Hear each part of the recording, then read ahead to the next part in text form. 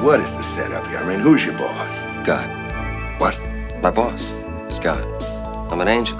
I'm one of the best, but I try. And I make mistakes.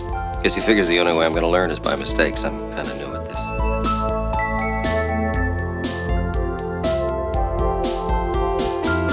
Hello. Welcome to Highway to Heaven Revisited. Hosted by Rachel Mayer and Joel Luders. With moderator Sam Hine.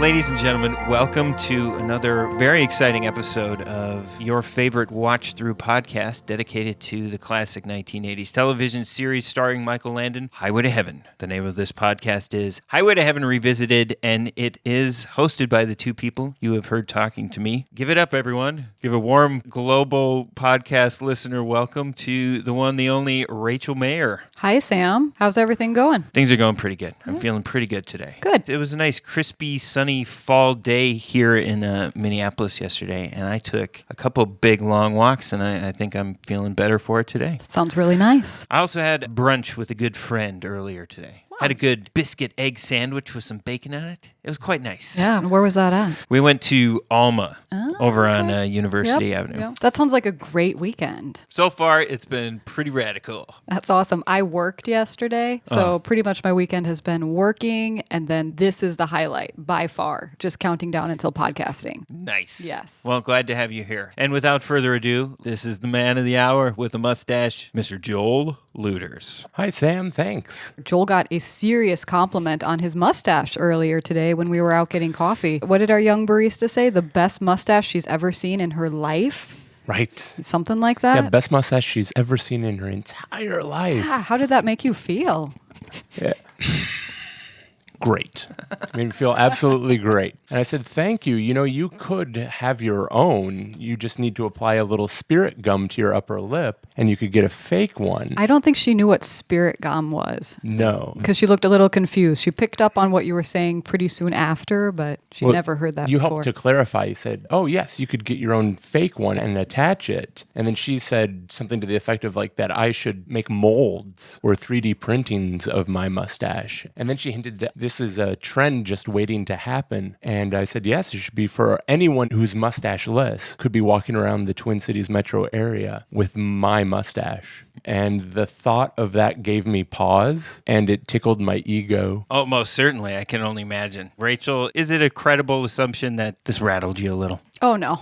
No. Come on, Sam. It's going to take a little more than that. Does this annoy you that your husband is so attractive that women are just flinging compliments at his mustache left and right? Dying for a reason to talk to me. No, I'm very secure in my relationship. All right, ladies and gentlemen, we have wasted enough of your time already. We need to get down to the juicy bits of what I believe is episode 14 of season 1 of Highway to Heaven. What is the name of this particular episode we're going to be discussing in great detail today, guys? Episode 14 is called Plane Death. Plane? Plane, like airplane. Plane Death.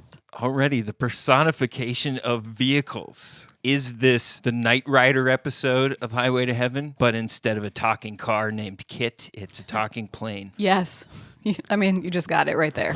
Yep, pretty much. Okay, so Hal the computer from 2001: A Space Odyssey. There's a sentient program inside of an airplane. There are a lot of automobiles in this episode, but actually not a lot of planes. Interesting. Yeah. I'm excited to know whether or not we bust wide open the angel magic quotient of starting and stopping motor vehicles in this episode. Ooh, we might have to keep count, because I was not keeping track when we were watching. Okay. But I think it's up there, right, Joel? Yeah, we'll keep a running tally. Okay. I don't have it written down, and I can't prove it. Hopefully somebody in our listener society will chime in online and correct me if I am wrong, but I believe the number to beat so far with cars starting and stopping through the forces of angel magic, I think we're up to 3 cars in one episode. That seems right. Correct. Well, I can't wait to hear the tale unfold and see if we can't beat that number today. I'm very optimistic. How's it begin? So we fade in, and what we see in the foreground are a series of country mailboxes. And in the background is kind of a country road going off off into the distance. Heading towards us on this country road is like a white old 70s big old car. Like a big 70s square-cornered sedan of some sort, perhaps a Pontiac. Yeah. As we find out in the next moment, as the car pulls up to the mailboxes, a man gets out and takes out a letter that he's going to mail. But before he mails it, we get a shot of the address, and it's made out to Mark Gordon. Is that the last name of our co-protagonist of this program? Yes, I did not know that either, but it is in fact Mark Gordon of the Jonathan and Mark duo. All right, for those keeping score, as far as statistics go, is episode 14 of season 1 of Highway to Heaven indeed the episode where we reveal Mark's last name? We would have to really check the pilot episode because I'm trying to remember if it was mentioned at some point, possibly when they got introduced, but I don't remember. Because Mark had a sister in that episode, Right. and she was a main character of that episode, but I don't remember you guys ever saying that character's full name. Yeah, I don't recall that either. We see this guy get out of the car. We also see hanging from his rearview mirror 2 big white fuzzy dice. A classic motif of the time. He gets out and he walks up to this row of mailboxes. There's one big red one, which looks more official looking, and he drops the letter into this official looking mailbox. Okay, so that's the country pickup mailbox, I guess. Oh, and I should say the car was golden color. It was a golden color car. A golden Pontiac Catalina. Sure. He gets back inside his golden Pontiac Catalina and starts driving back down this western country road. So Mark's got a friend, or a pen pal, or a secret admirer. Who knows? Who knows? We're going to find out. We cut to the sky where we see one of those vintage military planes flying, with the 4 propellers going. Or as I wrote, small plane. 4 propellers isn't enough. How many propellers does a plane need for you, Rachel, to qualify it as a large plane? I don't know how many propellers were on the plane. Well, It was a small plane.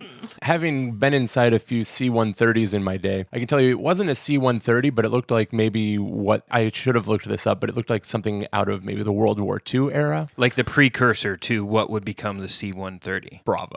And we see it flying around, and now the guy who had seen earlier is now driving his car, and he's looking out his window up at this vintage aircraft. He's driving along and is looking out the window while he's driving, following the trajectory of this small plane. He's distracted driving. There is nobody else on the roads. It looks like they're kind of out in a deserty, mountainous area. They're in California. There's California license plates on the car, so there's nobody else around. So he's pretty safe to be looking out the window while he's driving. So you got some dust kicking up, sticking his head out the window. Eventually, he gets the idea to get a closer look, and he pulls over and he stops the car, and he pulls out his binoculars that he keeps in his car, which reminded me that my dad used to keep binoculars in his car. Oh, that's cool. He had really big, cool ones that he brought with him just about everywhere. Do you ever remember him stopping to look at anything with the binoculars? Any space aliens, UFOs? No, we mostly went to his exes and looked through the windows.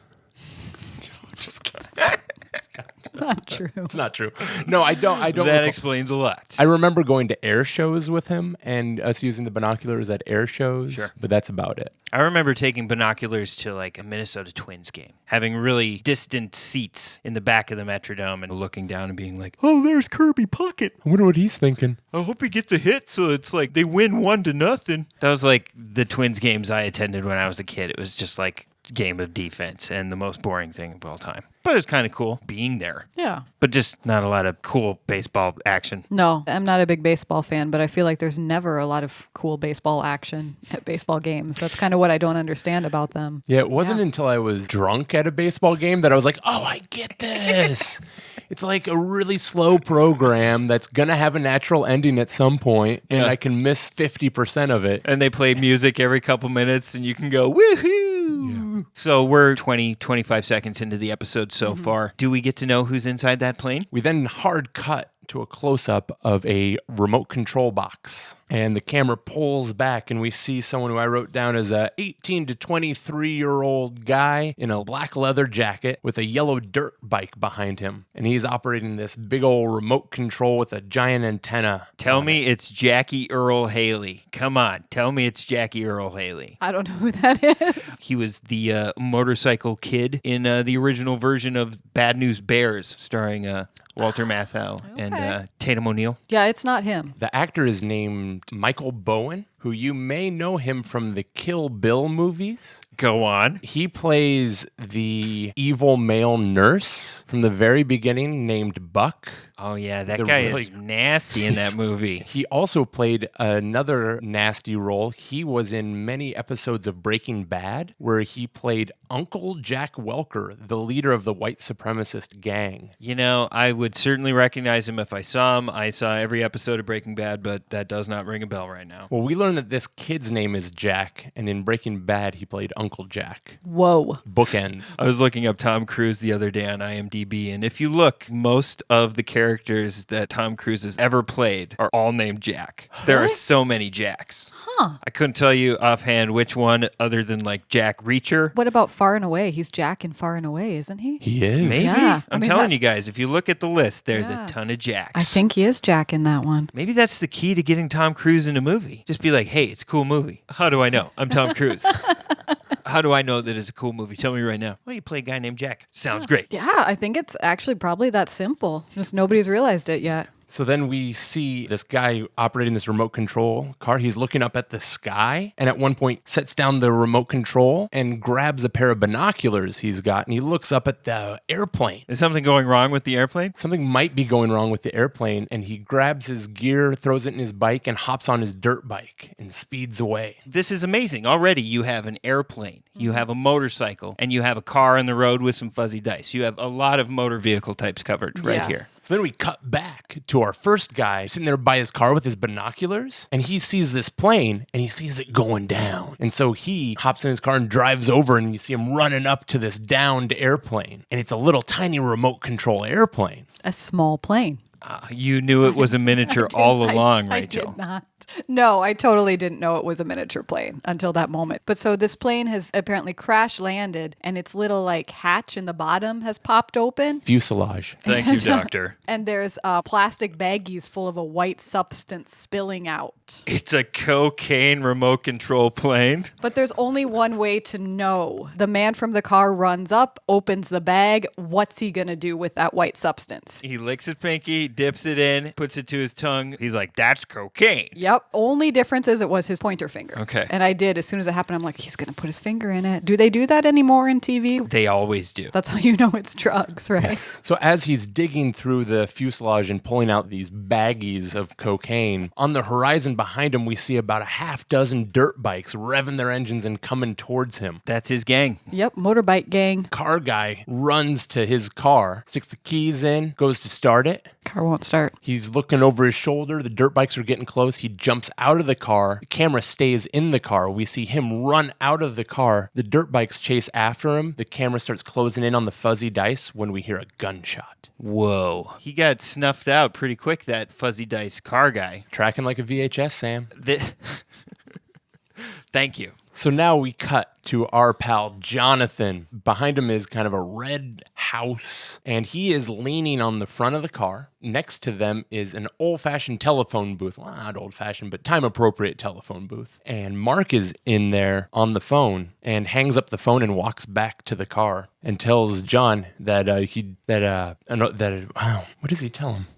What does he tell him? Hey, guess what? But My best friend from Oakland dropped me a line. He's working at a town about 200 miles south of here, a town called Dieter. Oh, I sure would like to see him. why don't we go see him? You're kidding. What about our next assignment? Well, I haven't got one yet. That would be great.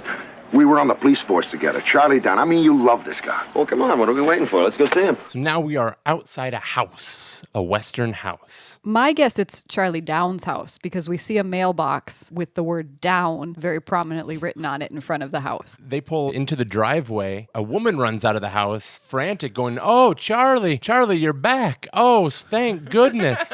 And Mark's like, Sarah, it's me, it's Mark Gordon. And she's like, oh, Mark, what are you doing here? Because we find out Charlie Down has been missing for 5 days. And we find out that Charlie works as a border drug enforcement agent. And both Sarah, Charlie's wife, and Mark are in agreement that this is very out of character for Charlie. And we find out Charlie and Sarah have a son named Robbie. They have contacted the sheriff. Everyone's gone out looking. No sign of Charlie. Sarah says that the sheriffs and the neighbors have done a pretty extensive search and nothing has turned up. Have they looked anywhere near where that bike gang ran over a guy after they shot him? They said it was an extensive search, Sam. Well, I guess that bike gang is really industrious. Sarah is played by actress Lee Bryant, who was Miss Hammond in Airplane and Airplane 2. Oh, excellent. I haven't seen those movies recently, but I'm certain I would recognize her. Internet tells me that they still hold up. So Sarah goes back inside. Mark turns to John and asks John, hey, is Charlie dead? And Mark says, he kind of like looks skyward for a second and then just says, oh, I don't know. Jonathan looks skyward. Okay, so Jonathan doesn't have a main line on No. knowing whether or not people are alive or dead on the planet. Well, I think if the big man wants him to, he does, but in this case, he doesn't know. In this scene, we do meet Charlie and Sarah's son, Robbie, who's approximately like 9 years old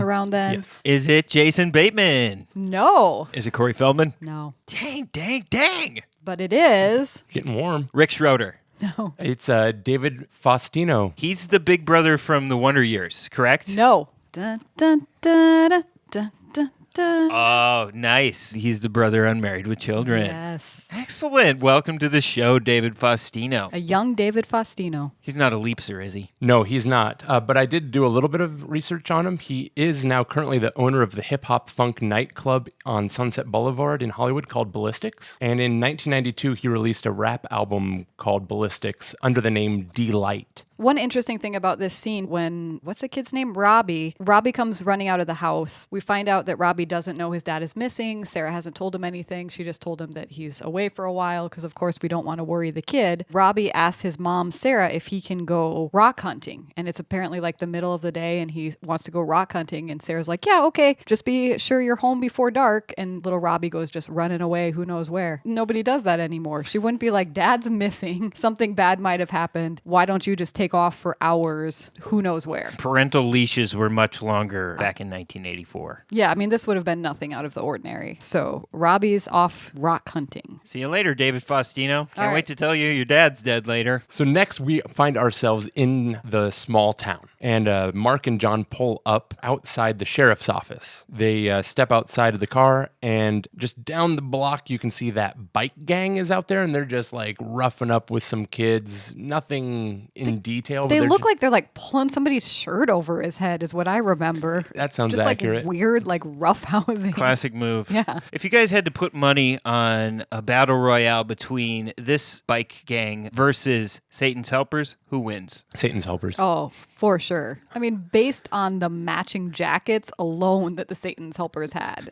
it would happen very fast. I think they would just turn around and run. No fight would be necessary. What we see is the gang leader, Jack, sees Mark and John getting out of the car, walking in towards the sheriff's office. He's like, I don't like that guy's haircut. And he actually gets up and starts walking towards them. He's got some intimidating to do. Is this a role play? Come on, tell me it's a role play. It's not, because we get another hard cut and we are inside the sheriff's office with Mark and Yeah, John. it would Okay. only be a visual role play. That's not going to work out so well. Not good for podcasts. No dialogue here. Just a lot of intimidating looks and stares. What are these guys doing in town? Okay. So we're cutting to the sheriff's office. I wish there was some way I could help you, but I'm as much in the dark about this as you are.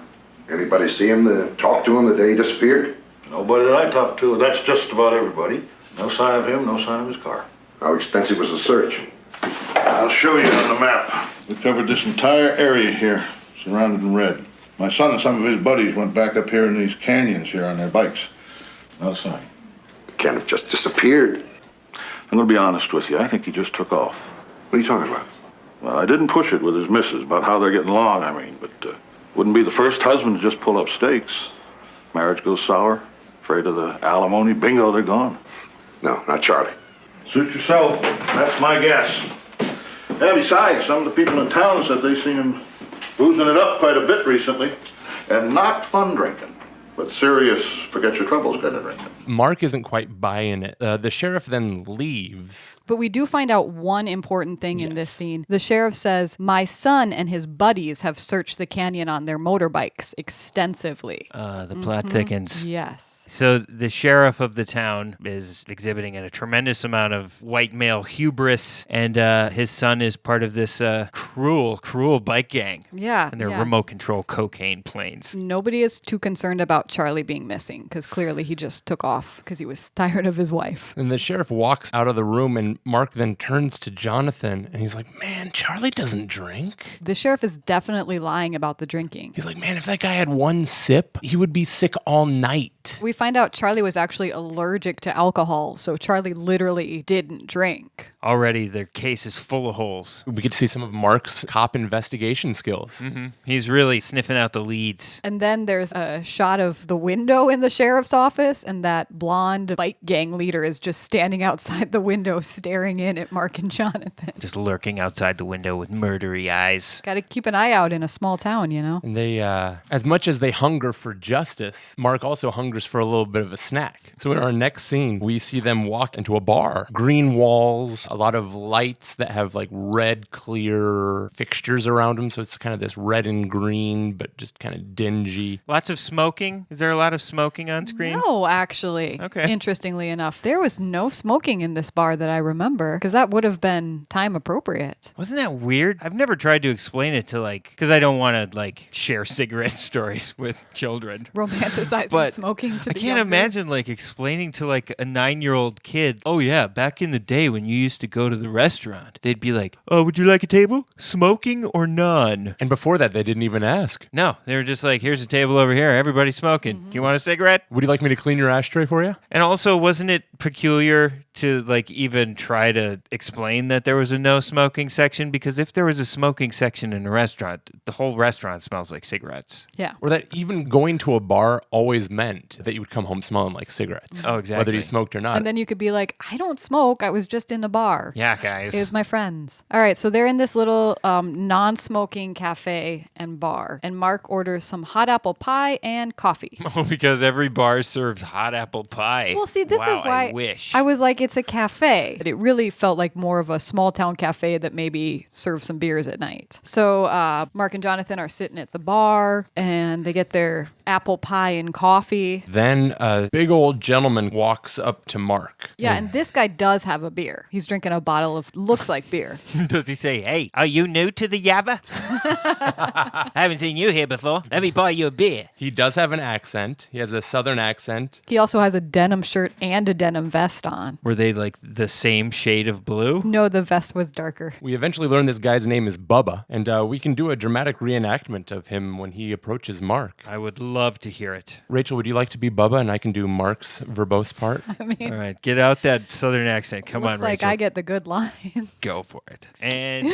go. Excuse me for staring, but we don't see too many hippies in this part of the country. What? Hippies, long-haired one here, and you. What, did you forget to shave? Scene. That's my southern accent. It was wonderful, guys. And that's how life was in small town America in the 1980s. 25 years after Woodstock, there's still old farmer guys being like, man, cut your hair, long hair. That did make me laugh because it is very time appropriate for 1984. But yeah, you don't hear that thrown around much anymore. Long-haired hippie, Michael Landon. Yeah, that was kind of cute. So this guy, Bubba, he goes up to them and he pours his beer out on top of Mark's apple pie. Well, he has a reason for doing that. Well, he doesn't want Mark to burn his mouth Yeah, on the he hot says, apple pie. you guys are quiet hippies. You must be nice hippies. I'm going to treat you nice. That apple pie is hot. Let me cool it off for you. This guy is bad news. Mark might have not objected had it not been a used beer, but for me, I'm like, yeah. Apple pie and beer doesn't really go together. And it was mostly think. backwash, probably. So then Mark's not happy about this. Mark stands up. He gets confrontationally, stands up, and he's like, all right, that's it. Is Mark gonna summon the power of his angel magic friend Well, to he's- become a robot cyborg of violence again? He's thinking about it. Bubba's like, ooh, the hippies are mad. Try to do something nice for a stranger, and he gets mad. And then he looks at Mark and he goes, how mad are you? Mark turns to Jonathan and gives him one of those little asides, and he's like, hey, are you with me? Please, can I punch this guy? He's giving me 17 reasons. Please, can I punch this guy? Jonathan, of course, is like, no, I didn't order anything. Dang it. So then Jack, the bike gang leader, comes in. Jack is everywhere in this episode. Yes. And Jack's kind of upset with Bubba. He's like, what are you doing, Bubba? Why are you messing with strangers? And Bubba's like, I'm just having fun, Jack. And then he says the first of a theme that he's going to repeat throughout this episode. He's like, me and the boys put in a lot of time looking for your buddy Charlie. We didn't find anything. My theory is Charlie's down in Mexico right now with a new little senorita. So he's tagging on what his father, the sheriff, said. And he's like, look, you know what? Why don't you just leave your number? You guys can get out of town. I'll call you back when we find Charlie. Yeah, just, call me. I'll call you guys and just let you know that Charlie's definitely not murdered. Yeah. And I will just confirm it once I know that he totally abandoned his family. Don't worry about it. Mark, not surprisingly, is not convinced by this argument. He smells something fishy. Does he ever say, I smell something fishy? His face does. If you leave your phone number, I'll have Charlie call you as soon as he comes back. Maybe a while, though. My guess is he's down in Mexico right about now with some young senorita. Well, you knew him pretty well, huh? Well, no, not real well, but... Well, I knew him really well, and I know he's not with any senorita. Oh, yeah? Well, where do you think he is?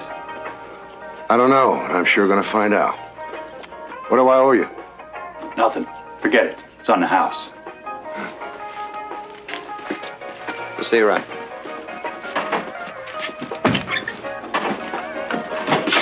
See you around. Sounds very intimidating. I'm sure Jonathan Pryce was shaking in his little angel boots. He's like, oh no, sheriff's son, please don't threaten me. Clearly, the sheriff's son is involved in something here. So they've got the sheriff's son there. We also have Bubba the Denim Hick. Bubba the Denim Hick is played by actor Joshua Cadman, who is our Hit the Music Quantum Leaper. Excellent. Tell me all about this guy. He was in Season 3, Episode 9 of Quantum Leap called Rebel Without a Clue. He played a biker. Typecasting. Sam leaps into the body of Shane, Funny Bone Thomas, a biker, and a member of a gang, the Cobras, circa 1958. Al tells him that he's there to prevent the murder of Becky, a young idealist who's shown great potential as a writer. Doesn't his announcer voice sound great over this music? Sometime in the next 24 hours, she will be stabbed, but Al doesn't know by who. Despite Sam's several attempts to convince her to leave, she refuses to do so. She's inspired by Jack Kerouac's On the Road and wants to experience life. Sam decides there's only one person who can convince her otherwise, Jack Kerouac himself. Did you guys read On the Road growing up? I can't say I have. I feel like in my teenage years, I read it really, really wanting to like it, and I didn't. Might be worth trying to peruse again. It's No Hatchet by Gary Paulson. Yeah, I've read that too. Or the sequel, The River. He also wrote one called Dog Song, which I really liked, about the a kid best who thing ran I a could dog say is I sled. wasn't like a boy in the Midwest, so I'm not in love with Gary Paulson, but... Delusions of Forest Abandonment. I have read 0 of the books you guys just mentioned. Well, you didn't miss much there, Sam. Well, I'm glad to know that there's at least one leapster. We've been a little light on leapsters the last couple episodes. Yeah, I mean, initially I was expecting at least one, if not more, for every episode. I do think that in just about every episode, we're going to have somebody who's either been in Bonanza or Gunsmoke. Or Little House on the Prairie. There have been quite a few who are also in Little House on the Prairie, I've noticed. I mean, if I get a call from Michael Landon, I would do it in a second. Yeah, for sure. Me too. So this is something we've seen before. This is just a community corrupt to the bone. Well, you know, what are you going to do when you're a small town in the middle of nowhere? How do you make money? But if everybody in the small town is in the mob, then who are they screwing over? I don't know. All right, so it's nighttime. Mark and Charlie's wife, Sarah, sitting on the front porch, sitting on a porch swing. They're having a little conversation. He's like, how well do you know the sheriff? Man, he said something about Charlie drinking. And she's like, that's not Charlie. Mark says, I remember when they brought in that belly dancer at his bachelor party. She was so close to him, he didn't know where to look. Ha ha ha ha ha. I guess it's just a happy memory about Charlie. But actually, I did like that it was a belly dancer and not a stripper. That's very Highway to Heaven. They're laughing, and then the sound of airplanes interrupts their laughter. Oh, man. Mark goes out and looks up there, and he's like, oh, these little remote airplanes. And she's like, yeah, it's a local hobby. Yeah, you get used to it living around here. You don't even hear it anymore. And Mark's like, they fly them at night? That seems weird. She's Yeah. like, everyone does. Even the sheriff's kid's got one. He's like, what kind does he have? And she's like, a bomber. They can put a lot of cocaine in it, turns out. 2-3 kilos some days, depending on the winds. So is this town close enough to Mexico? Are they trying to tell us that they're flying cocaine over the imaginary border of Mexico? They don't come out and say it, but I felt like that's what they were inferring. There's all the references about Charlie going over the border, so, being in Mexico, so it must be fairly close. This all checks out for me because back in the 1980s, I grew up in a small town in central Minnesota called Princeton, Minnesota. It's a little pre-internet, so it might be a little hard to find, but sometime in the 80s, there was this guy named Casey Ramirez who moved into Princeton and just buttered everybody up. He was flinging money around, buying drinks at the bar. He'd go into my uncle's restaurant and be like, "Hey, everybody, I'm Casey Ramirez. Your breakfast is on me. Have a good day. My name is Casey Ramirez. Don't forget my name." And he bought like the whole police force cop cars, but they were like what would pass as like a Geo Metro of the day. That's kind of crazy. And he also built the community a youth hockey arena. Whoa. This giant concrete structure where kids still to this day play a lot of hockey. He sounds like a really good guy. Yeah, he was a philanthropist who came out of nowhere, but it turns out he was laundering money through one of the local banks, and he was flying a single-engine plane out of, there's an air pad in Princeton, somewhere out in the flatness somewhere. He was flying a single-engine plane into that airport from like some South American country. But it was a famous enough news story that it actually got covered on one of those weird shows they do in the summertime on a network like Fox where they're like, real police stories. Yeah. And then they told the whole story about how the detective who busted Casey Ramirez actually went into the hangar where Casey was flying a single engine plane, and he took a sample of the dust that was in the air filter. And he was able to say, "This is dust from South America." Wow. That's a really good story. That's like your hometown drug story. Yeah. He just had a regular sized plane because, Okay. he needed a regular sized plane to fly all that cocaine into It would Princeton, be too Minnesota. far to fly a remote control plane. So what I'm hearing is Princeton doesn't value entrepreneurs. Not anymore, they don't. Do you remember this happening when you were a kid? You would have been little. I do remember being like 4, 5, 6 years old and seeing news stories about it on the TV. And I remember my uncle was interviewed just for a tiny blurb on the news. Like, I don't remember exactly what my uncle said, but he said something to the tone of like, seemed like an okay guy to me. I want to say for the record that my family had nothing to do with this whole operation, and I don't want to make my uncle seem like a schmoob. There was no money laundering going through the restaurant. That's a really interesting story. So this one's hitting home. It's cocaine planes, guys. Yeah, this is suddenly a lot more real to me. So now we are at the local hobby shop, and Mark is on the trail. He is talking to the owner about model airplanes. Well, these radio control units must be expensive. Well, some are, some aren't. How high they run? You name it, into the thousands. Jack Harm has quite a plane, I hear. Oh, yeah, it's a beauty. Must be top of the line. Yeah, it sure is. I mean, where do the fellas around here get that kind of money? I wouldn't know. You don't need to spend a fortune. Let me show you this little... Oh, no, never mind. I think I'll pass. Don't think I have the patience anyhow. Thanks again. Hey, what does Jack Harm do for a living? I really don't know. Well, a town this size, you think everybody know what everybody did. We're small town folks. We don't poke into other people's business. And as soon as Mark turns around and walks off, the hobby shop owner's smile falls and he turns to a panicked expression. Because he's in the bike gang. Everyone's in the bike gang. Who does this bike gang even have to beat up in town if everybody's in the gang? That's what I'm saying, Maybe they were guys. just like roughhousing. Maybe it was like an initiation. Some hazing. We're pulling your shirt over your head. Hey guys, don't punching pull my you out. shirt over my head. This is my favorite shirt. Oh, you're stretching out the neck. So next, what happens next? We're down in like a quarry area, and Okay. Jonathan and the little boy Robbie are hunting rocks. And Robbie knows a lot about rocks. He's like, look, this is rose quartz. And they talk about rocks a little bit. So happy about the rose quartz. Well, and Robbie does say that he learned about rocks from his dad. So I think it was like a dad and Robbie hobby. It was a dad and Robbie was. hobby because...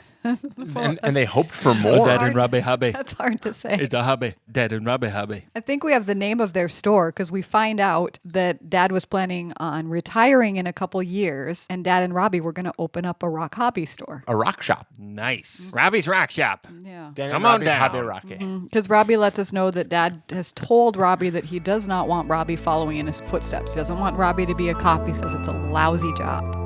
Highway to Heaven Revisited will return after a brief intermission. This is the intermission. It is happening right now. please subscribe to Highway to Heaven Revisited wherever you get your podcasts. That way, you will never miss an episode. Visit our website, highwaytoheavenrevisited.com, to listen to every episode of the podcast. While you are there, you will find links to our social media pages, contact information, and ways you can help support the show. If you enjoy the podcast, please consider supporting Highway to Heaven Revisited on Patreon. Visit patreon.com/Highway to Heaven Revisited to see the variety of special perks exclusive to Patreon patrons. Is your company interested in sponsoring Highway to Heaven Revisited? Please send an email to highwaytoheavenrevisited@gmail.com. Sam has been waiting his whole life to read your ads on the show. Intermission is over. You know, we found out earlier that Sarah said Robbie didn't know where his dad was, but he obviously knows what's going on because after he tells Jonathan this little story about dad's going to retire and he's going to open up a rock store with me, he kind of pauses and he goes, well, at least that's what we were going to do. So he knows something's going on. Yeah, kids know. I mean, kids don't need to know every detail that happens in life. They don't need every piece of information. Oh, he said he was going to call it 5:30. It's 5:35, Robbie. He must be dead. So, they can be filtered out, but at a certain point, you end up creating problems when you come out of balance. And then if you go really far, it becomes lazy script writing, which this isn't. But okay, that's what grinds my gears in so many shows. When somebody has the fact and they make the big plot point that the two people who know that the other person needs this information just doesn't share it. Mm-hmm. So they stretch it out for like 3 episodes. We're like, why don't you just tell this person you're arguing? Why aren't you telling them that it's a misunderstanding? Yeah. There are other ways to have 16 episodes a season, not just like stretching the middle 3 out,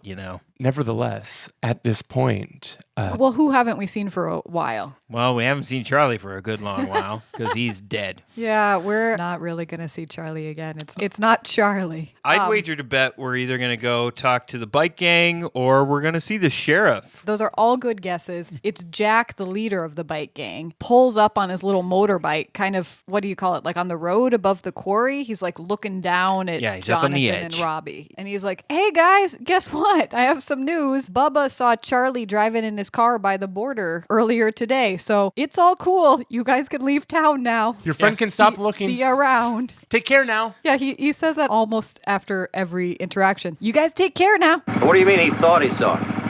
Well, he's riding along on his bike when Charlie's car passed him. But Bubba's pretty sure it was him. I just wanted to save your friend the trouble of searching for nothing. Well, that's very kind of him. Hey, that's what small-town folks are all about, huh? Yeah, I suppose. Yeah. Well, you take care now. Come back and see us real soon, huh? I will. I'll do that.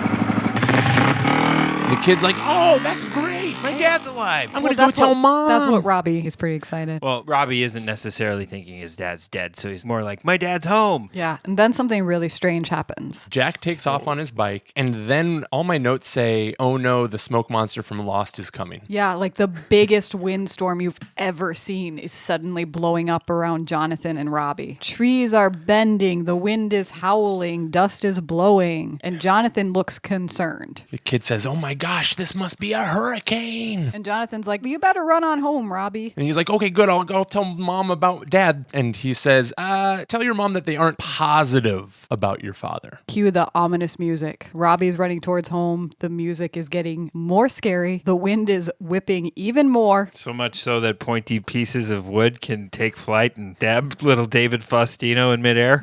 Thankfully, that doesn't happen. Oh, phew. Okay. Whew, But now John is standing there with swirls of wind going around him. He's wearing his black leather jacket, his low-cut brown V-neck t-shirt. He's looking very serious. What about sexy? Sounds kind of sexy. Sexy competent. Okay. Yeah. Kind of like a captain on the stern of his boat facing down the ocean. And then we get a close-up of rocks on the ground blowing away. As they blow away, there's something smooth underneath. Jonathan starts walking towards it. He sort of looks up at the sky like he's gotten his cue, and then he's zeroing in on what's being revealed as the wind is blowing the sand away. This is interesting. We haven't seen something crazy like this before. Okay, so they're hiding all the coke in the quarry, I guess. Well, As the smoothness gets revealed, I wrote in my notes, this looks like a giant metal pipe or something. and as we're getting close to the actual revelation, this ominous music slows a little bit and it segues into the Highway to Heaven theme. And so that's when we find out it's Charlie's car. He Yeah. digs down and gosh. you see a California license plate the sticking car, up. the car has been buried,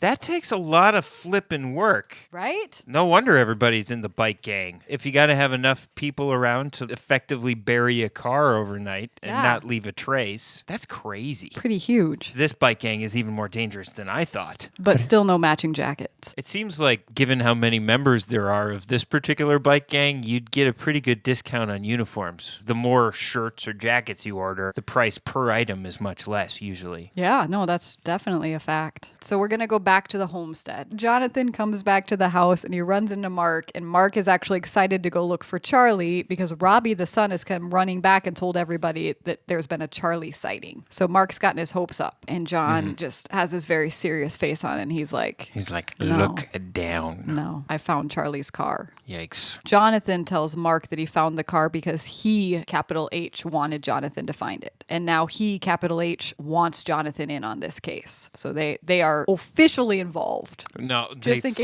finally weren't got their already. job assignment. Yeah, this is now their job. The This is Heaven- easily halfway through the show by now. Yeah. The Heavenly Bureau of Investigation has given them jurisdiction. Because at this point, this whole episode has just been easy breezy. They've been on vacation. They haven't been like putting themselves into the lives of the local people in this town at all. So they've clocked in and they are heading down to the sheriff's office to tell them that they're on the case. Well, to tell them they found the car, I think. That seems like a good reason too. But when they get to the sheriff's office, the door is locked. They can't get in. And they're kind of like poking their heads in, trying to look inside when, wouldn't you know it, Jack shows up. There's Jack on his motorbike again. Hey, you looking for my dad? Yeah, you know where he is? Sure do. Fishing. He takes 2 weeks off this time every year. He's going to pass this year until he hears Bubba spotted old Charlie. No reason to stick around now. Who's in charge when he's gone? Nobody? No need. I mean, we're a small town. We got no trouble here. That's the nice thing about small towns, you know? Yeah. You take care. Don't forget, Charlie's alive. Dad's on vacation. Bye. Y'all take care. And then they turn around and Mark says this. He repeats a line that Jack says and goes, you know, the nice thing about small towns, there's only one place to rent a backhoe. And we see across the street from the sheriff's office is a gas station with a backhoe sitting out in front of it. So they go to try to rent the backhoe. The gas station attendant is suspicious. And he Nervous. looks nervous, a little fidgety, kind of darting eyes around. And he's like, what do you guys need the backhoe for? You don't want to dig up that car that we used the backhoe to bury the car with a couple of nights ago, do you? He's like, it's broken, man. He's not quite great at thinking on his feet. We broke it burying that guy last week. It needs an entire overhaul. Can't rent it to you. And John's like, don't worry about it. I got this. And he hops in. He's like, let me take a look. I'm pretty good with machinery. And Mark's like, yeah, he's got a touch. Let him try. Nice. This machine has not been touched by an angel yet. Good one. Is that another one for the karma counter? Yes, I'm starting to get what I want. What are we up to right now? We're at 3. We're at 3 already? The first 2 are slightly controversial. If we're including the airplane crashing, the airplane's engine turned off at the beginning and crashed. And then Charlie's vehicle wasn't able to start. That is true. These are both facts you are presenting to the panel. I don't know if they fit. For me, they don't count. I'm not even going to lollygag around the point. I don't Yeah. think the first 2 count because Michael Landon wasn't present Okay. in the narrative of the program yet. Yeah, I have to agree with that. So, as far as the ever-changing rules that we're establishing here on the show, I'd see this backhoe as the only instance of karma so far. So we're at 1 because, of course, it starts up as soon as Jonathan tries. Nervous, fidgety guy is still trying to prevent them from taking it away. And he says, you guys are strangers. I can't let you just walk off with a piece of equipment. And then Jonathan and Mark get pretty serious. Oh, Mark does a good line. He goes, then come with us. Nice. Because either way, we are renting it. One way or another, we are taking this backhoe. If you don't trust us, come with us. I liked that. No doubt. And then the guy's like, okay, we'll just have it back today because I got it rented out for the rest of the week. That doesn't add up. They take the backhoe. And so in the next scene, we see Mark operating the backhoe. They dig a big hole around the car. Mark jumps down and looks around. He's like, Not in there. Think there's still a chance? I don't know. He He's in the trunk, dummy. This That's is what a I TV said. show. That's what I said. But they don't check the trunk. And then there's really sad music. But he's not in the trunk. He's not I'm in just going to give you that spoiler. Well, I'm happy to know he's not in the trunk. But they should have checked. They should have checked. This is lousy police work Mm-hmm. on Victor French's part. The next thing we see is Victor French driving the backhoe down the road. Towing Charlie's car behind it. Off in the woods, we see the rental guy, the nervous rental guy, looking through binoculars, watching him. Then he hops on a dirt bike and rides off. Everybody's got a dirt bike. I'm just imagining this fidgety guy as a young Dennis Weaver from Touch of Evil. Yeah. I'm the night man. If they think I'm going to clean the rooms, they got another thing coming. I mean, he has that air to him, for sure. Yeah, so these cocaine cowboys, cow kids. Cow kids, yes. He rides off, presumably back to the gang. Welcome back to the Cocaine Cow Kids Motorcade. Welcome back to the camp, Jack. What do you got to say to the fidgety guy here? Jack has a lot to say to the fidgety guy, just not quite yet. We're at Sarah and Charlie's house. They've towed the car back to the home. This must just hack away at Sarah. Oh, yeah. She comes running out and she's like, that's Charlie's car. And John's like, I found it a little way from here. Somebody buried it. Sarah's like, Charlie? John's like, no sign of him. Sarah, I want you and Robbie to drive off into Kohler. You'll be safe there. She's like, wait, what about the sheriff? Hold on a second. Joel, I certainly don't mind you doing a one-man show here, but, Rachel's on a lot of cold medicine. We all understand that, but, don't just write her out of the scenes here. All This right. is a role play. Yeah, This is what the people keep coming back for. I can still do my job. All right, you can be Sarah. I'll be John. Charlie's car. Found a little way from here. Somebody buried it. Charlie? No sign of him. Sarah, I want you to drive Robbie into Kohler. You'll be safe there. What about the sheriff? The sheriff's gone. I'm not sure if we can trust him anyhow. Well, this can't run. Oh, it'll run. Believe me. All right, Robbie, come on. And when you get there, I want you to call Charlie's supervisor and tell him we found the car. I can't believe the karma counter in only 2 scenes is up to 2 cars. Yeah, Sarah and Robbie get in the car, and of course the car starts right up. All right, well, see you later, Dave Faustino and his mom. Just getting him out of town, basically. It's always the good guy move. You got to be the person that's like, get out of here. Leave town right now. You understand me? Don't look back. No matter what you hear, don't come back for me. Don't stay with me if you want to live. Yeah. So we're cutting to some kind of garage type area. It was a little ambiguous, but it looked like kind of just a large storage space. It's kind of the cocaine cowboy crawl space. And the rental guy, who we learn his name is Arnie, he tells Jack what's took place. Jack socks him in the face, yells at him, and then pulls out a gun. They start to have a very close conversation. I don't know if Jack is like pulling Arnie in towards him, but just picture them basically like face to face. And I feel like Jack was like holding onto Arnie's like jacket collar. And then they started whispering into each other's mouths romantically. Jack is confronting Arnie and he's saying, Arnie, you got us into this. You got to get us out of this. And Arnie's like, no, Jack, you shot the guy. You killed him. So just in case there was any doubt. Arnie's here to clear it up for everybody. He's like, exposition, everybody. Jack is a murderer. Well, we knew it all along. Jack is a primo bad guy, and I guess he's got the stripes to prove it. He's willing to shoot people in order to protect his remote control cocaine plane operation. It's ridiculous. Yeah, they are pretty ridiculous, gang. And at this point, Arnie and Jack are both trying to blame everything on each other. Jack is basically saying, you screwed everything up, Arnie. Now you better clean it up. All right, Arnie. You got us into this. You're gonna get us out. What I got us into? You shot the guy. You killed him. Hey, I get to see Barnett. You screwed up. Don't worry, you said. All the planes are in perfect shape. Well, if that plane didn't go down, we'd all still be in Clover. I did my best, Jack. I did my best, Jack. What's not good enough, Arnie? Now you listen. Me and the boys are gonna be down at Sid's tonight. Just kicking back, having a few beers with the folks. You know where you're gonna be? Getting rid of everybody in that house. No, Jack, I can't do that. Oh, yes, you can, Arnie. And you will. And don't worry about it. It'll just look like some lunatic on the loose. They may even think old Charlie did it. I told my dad Bubba saw him. Yep. Old Charlie just finally went crazy. Jack, you can't do that. There's a kid in that house and you can't... You want to die, Arnie? Right now? Huh? I mean, what a waste, Arnie. All that money we've been saving up and you won't be around to spend any of it. What a waste, Arnie. So he tells him, go in and kill everyone. They'll think Charlie did it. And then we see it's nighttime, and we see a van pull up at night. Arnie gets out while nighttime detective funk music starts playing. I can hear it already. Arnie gets out and he holds up into the air a big silver revolver, and he opens up the door into a dark, empty room. Then light falls down onto the dining room table. And it's a birthday cake. Surprise! And John is sitting there holding that birthday cake. It is so hard to plan a surprise party for Arnie. I mean, you have to get really involved because he finds out everything. Yeah. So there's no birthday cake, but does the light reveal that Jonathan Smith is just sitting there in the dark waiting for him? Yeah, he's sitting in the dark, just staring at the front door. And he's staring dead at Arnie, and he's like, hello, Arnie. And it's spooky. It's super spooky. It's spooky. It made us both jump It's like, intense, yeah. Nice. There was also an episode a couple episodes ago, 1 or 2 episodes ago, where Jonathan was on the TV and then in the room. Yeah, it's very similar. Yeah, he's pulling off the spooky moves. Yeah, I mean, as we've talked about before, Michael Landon is a good actor. This is a little bit of a subcategory. Let's put this under spooky moves. Yeah. Arnie, in response to seeing Jonathan sitting at the table, just starts shooting at him. Yeah.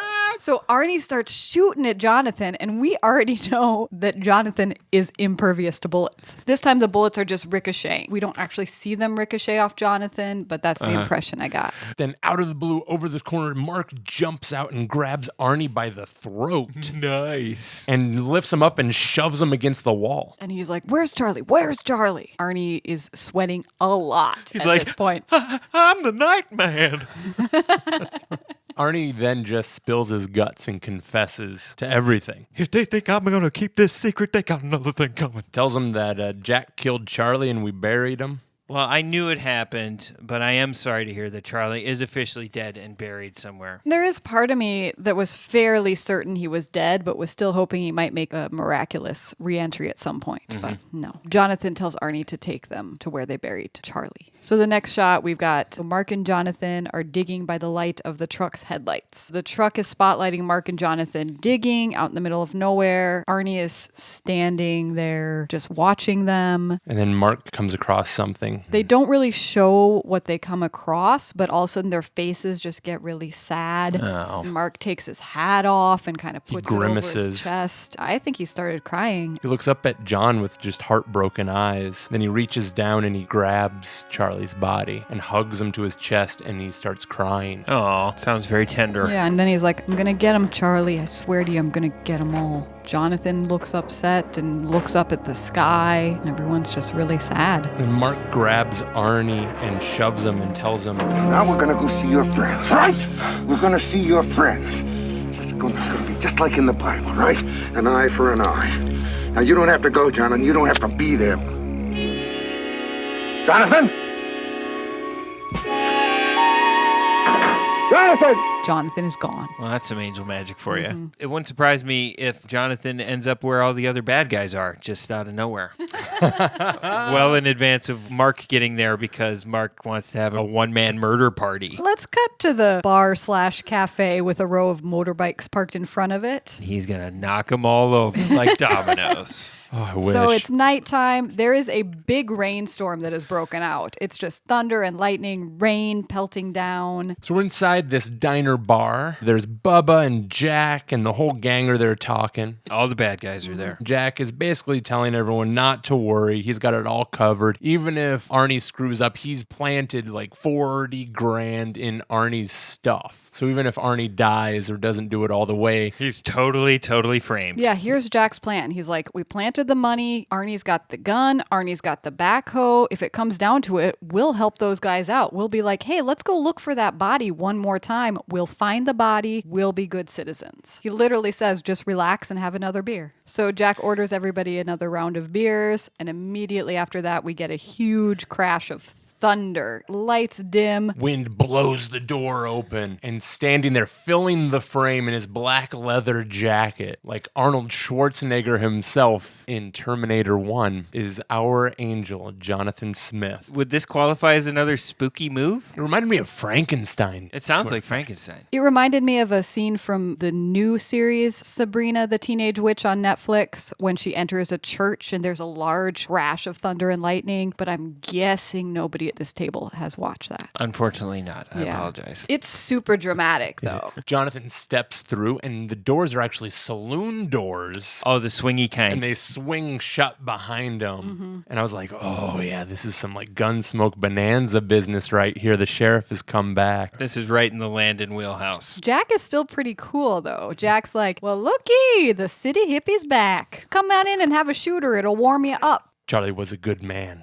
He was a good husband and a good father. Yeah, so what's that to me? I always got along with him. Then why did you kill him? Come on, what are you talking about? You know what I'm talking about. I'm talking about killing a man for money. The money you have buried under the floor of the shed behind the general store. You're out of your mind. What are you going to say to the feds when they find out your good old boys have $583,000 in cash, minus the $40,000 you put in Arnie's dresser drawer? Who the hell are you? Somebody who knows the truth. Oh yeah? It's not going to do you much good. See, we're all part of it. All of us. Everyone in this bar. Duh, look around. Everyone here is part of it. Raise your hand if you're in the gang. Oh, looks like everybody. And then he's like, boys, let's go and find your friend. I don't quite remember I don't understand that. Boys, he let's turns go to and his your crew and he's like, hey boys, let's go and find, and then he turns to John, your friend. They're going to go find Mark. They're going to kill Mark and John. And so the two gang members then go up and grab each of John's arms, kind of like they're going to play tug of war with him. And then John throws his arms back, launching them into the air and crashing down onto two tables. Oh, I love it. They fell straight on their backs onto the tables, right? The Terminator Angel is back.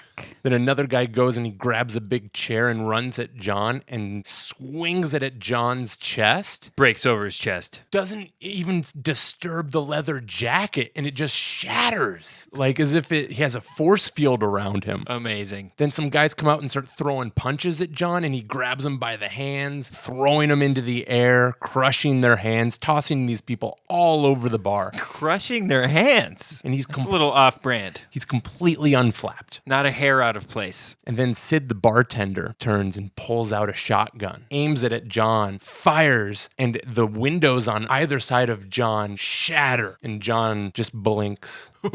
And here's where then at this point, Bubba just like freaks out. Jack shot him. He's the one. He shot him. Shut up. And you were right about the money, too. I'll show you where the stuff is. 12 pounds of it, pure. It was all Jack's fault. We'd be rich, he said. It's in the tank under the gas station. Shut up. No, I'm not going to burn for you. You're the one who killed Charlie. I'll show you. Where's he? Where'd you go? The camera turns towards the door, and we can see that the sheriff is now back. And the sheriff's like, oh man, now I gotta do my job. The sheriff is sitting there, and he's just surprised, like, what? The sheriff is the one person who's not in on it. And I think Joel and I both at this point turned to each other and were like, wait, the sheriff didn't know? Because it seemed like the sheriff knew. Yeah, it seemed like the sheriff knew, but apparently the sheriff had no idea. So he does go on vacation for 2 weeks in the summer, leaving 0 cops in town. We're getting an idea why it was easy to start a drug-running motorbike gang. But I did have some questions about the sheriff's earlier interaction with Mark and Jonathan, because he was the one who passed on the story that Charlie's been seen drinking around town. Yes. And so I was like, I guess the sheriff never saw Charlie drinking. He was just passing on maybe what his son told him, but you know, that's it's thin. plausible. It's thin. So the sheriff confronts his son, and he's like, son, why did you do all of this? And then Jack turns to his dad and he says, for money, old man, for money. Do you think I want to spend the rest of my life in this 2-bit town, fishing for a vacation in the stream? There's a world out there that I want to see. You let me go. I swear to God, I'll kill you. The sheriff is just super disappointed in his son, and he's like, dear God, I don't even know you. I've created a monster. Yeah. He says, you are not my son. Not right now he isn't. Gee whiz. I'll kill you? Yikes. Jack has some problems. I think at this point, the bike gang flees the bar. I'd say the bike gang is probably dissolved at this point. Like the organization will be shuttering any operations at the end of the calendar year. Probably. They go outside. They're about to hop on their motorcycle when there's a spotlight shining down on them and helicopter blades. Raise your hands or we will fire. We are agents of the federal government. Throw down any weapons in your possession. The town is surrounded. Stop and raise your hands. The feds have showed up, and they're like, the town is surrounded, there's nowhere to run, but of course they're gonna try to run. They decided to leave their bikes behind. I don't think their bikes started, maybe. Oh, I didn't catch that, but that is highly possible. Because why would they have not taken their bikes? That's probably true. Well, that puts the karma count through the roof. Wow, yeah, I think it was probably 6. I know for sure there were 6, maybe more. I guess we're calling it 6. Wow. Gee whiz, we're already up to 8. And then a bunch of unmarked police cars with more of that little red light on the top. The cars pull up and guys in button-up shirts with a tie and a shotgun get out. Your classic federal agent. So I guess Michael Landon put in a call to the FBI before he showed up to do his Angel Frankenstein routine. Yeah, I bet Michael Landon did a few favors for the FBI. I wouldn't be surprised. I would say certainly Mark didn't, because for all we know, Mark is still bringing Arnie to the murder party. A big red truck pulls up, and it's Arnie's truck. Yeah. Mark is having him drive this truck. They get out. Mark's got a gun in his hand. And Arnie's like, oh, they think I'm going to clean this up. They got another thing coming. And he's basically pulling him around with a gun in his hand, which is quite a different look for this show. Okay, so Mark is just waving a gun around. Back into the old cop business. But this time he's like cop with no badge. Yeah, I mean, his best friend did get murdered. That's true. I did forget that Charlie and Mark were actually close personal friends. Yeah. Mark is running up with his gun. He's got Arnie. And there's like the group of the gang people all around. And John walks up to Mark and touches him on the shoulder and says, It's over, Mark. Thanks for not letting me. I don't think you would have. Yeah, I think I would have. Yeah, I think I would have. Yeah, I definitely would have. Until you touched me a second ago with your magic angel hand, I felt like I was back in the middle of Korea. I was going to squeeze a few shots off. So the motorbike gang has been caught. Charlie's death has at least been resolved. We're starting to wrap things up here. So our next scene, we're in the cemetery, and it looks like we're just finishing up Charlie's funeral. So we see Sarah, we see Robbie, Jonathan and Mark, a small crowd, doing some goodbyes here. Robbie goes up to Jonathan and Mark. He says goodbye to Mark. Mark walks away, and then Robbie asks Jonathan, would it be bad if I broke a promise to my dad? Do you have any guesses? What do you remember what Robbie might have promised his dad? It's something to do with the rock shop. He doesn't want to hunt rocks anymore. He doesn't want to hunt rocks anymore. He wants to hunt bad guys. So he's going to go against his promise to never become a cop, and he's going to become a cop? Mm-hmm. And this town could use a good one. Well, that's what Jonathan's like. I think your dad would understand. And the mom and the son walk away, and they get inside their black car. And then John and Mark are left standing there. Mark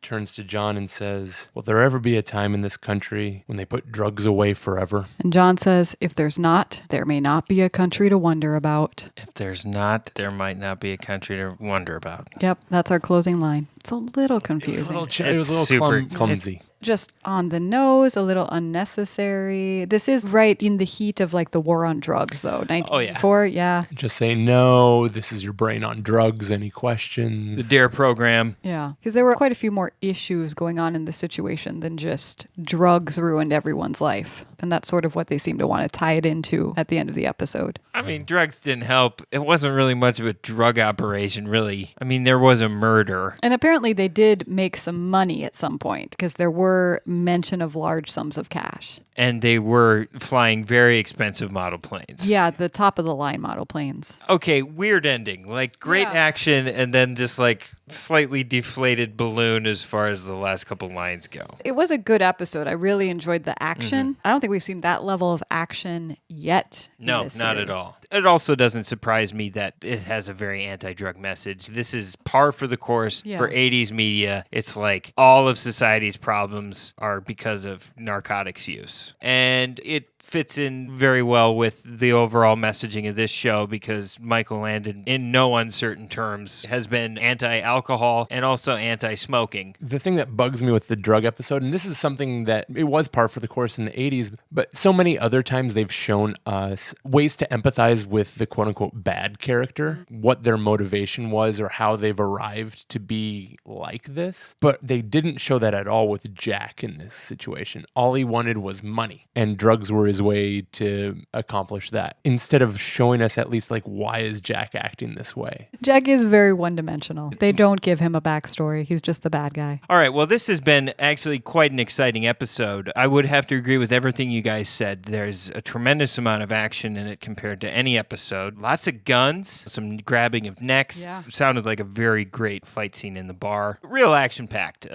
Pretty decent story. Little problems on the wrap-up for me, but overall, quite a compelling saga. All right, well, thank you. Thank you for coming over and telling me everything that happened in episode 14 of season 1, guys. We're going to start wrapping up the show, and you all know how this goes. We got to talk about the moral of the story. I'll tell you what the moral of the story is today, guys. Please do. If you are bored in a border town and you got an attitude, just get all your friends from your model plane gang and make some friends who have some illegal drugs. You can start doing your own cocaine delivery operation, doing the things you love, flying model planes and hanging out with your friends and making money. Yeah, I like that. Don't let anyone tell you you can't make money doing the things you love. The moral of the story is if you have a hobby, it's great if you can find a way for the hobby that you love to make money. If you make your hobby your job, you'll never work a day in your life.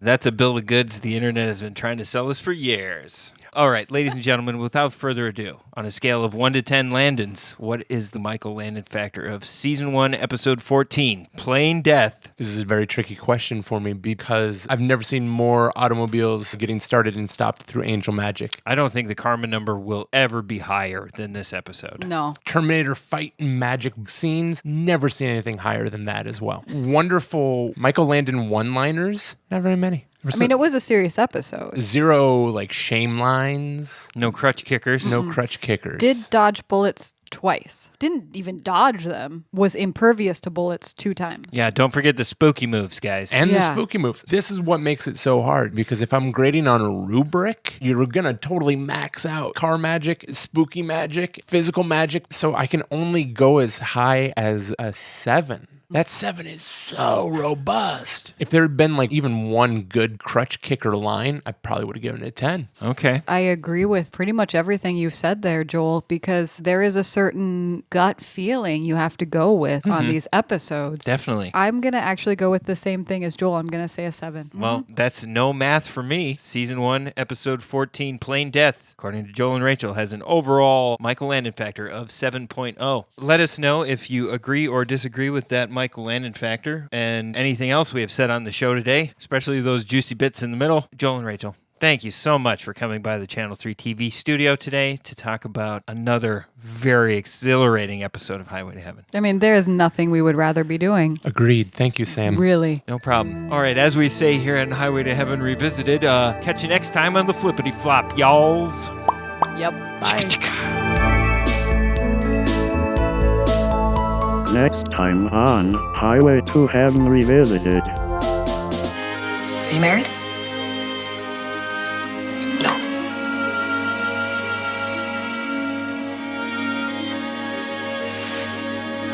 Where you been? Believe it or not, we danced. You danced? Well, she must have liked that. I mean, you being an angel and all, you must be light on your feet.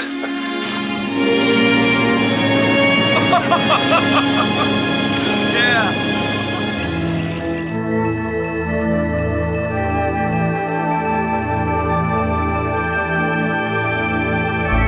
Highway to Heaven Revisited is the galaxy's only podcast offering a comprehensive view of Michael Landon's classic 1980s television series, Highway to Heaven. Do you want to watch along with Rachel and Joel?